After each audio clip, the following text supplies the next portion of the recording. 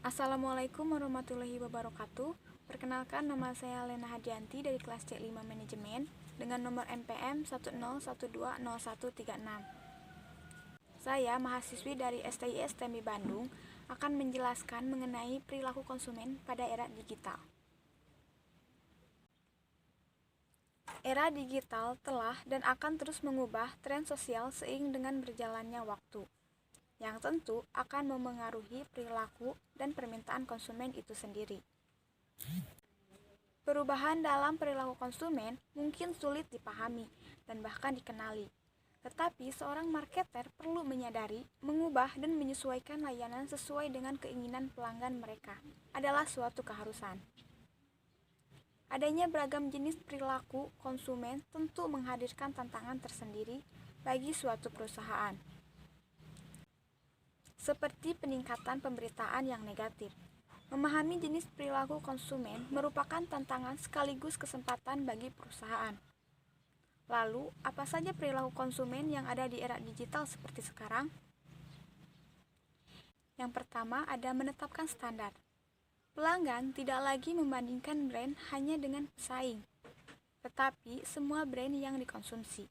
Tidak peduli industri atau produk, mereka membandingkan tidak hanya dari produk, tetapi berbagai elemen suatu brand seperti layanan, kualitas, dan kepuasan.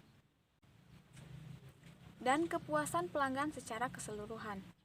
Brand tidak lagi harus berfokus pada pesaing langsung mereka, tetapi dapat berfokus pada suatu bagian atau beberapa bagian perusahaan yang lebih baik dibandingkan dengan brand-brand baik yang digunakan pelanggan mereka.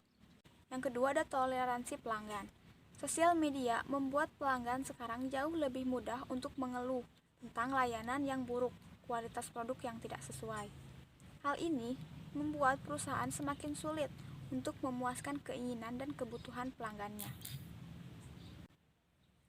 Pelanggan memberi penekanan yang besar pada kemudahan layanan, dan jika tidak terpenuhi, akan sangat mudah bagi pelanggan memberikan komplain di sosial media mereka, yang tentu akan memperburuk reputasi perusahaan tersebut. Yang ketiga, ada dialog pelanggan. Antara sosial media dan forum pelanggan, pelanggan memiliki kemampuan untuk membangun dan menghancurkan brand itu sendiri. Sampai saat ini, word of mouth adalah raja. Kebanyakan pelanggan datang dari ulasan atau pendapat dari orang-orang terdekat seperti teman dan keluarga.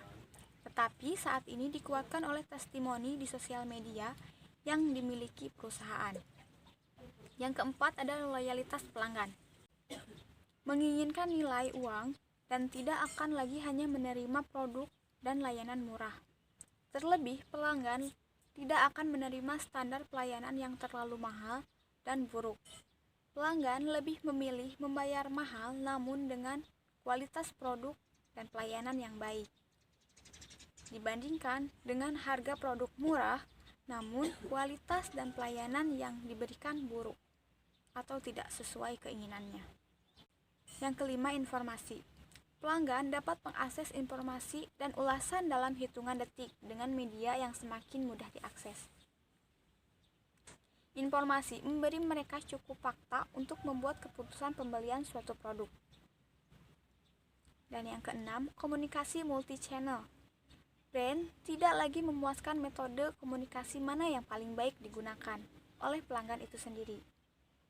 Mereka lebih memutuskan berdasarkan channel mana yang paling banyak ditonton atau digunakan oleh teman, keluarga, dan bahkan influencer mereka yang dipercayai.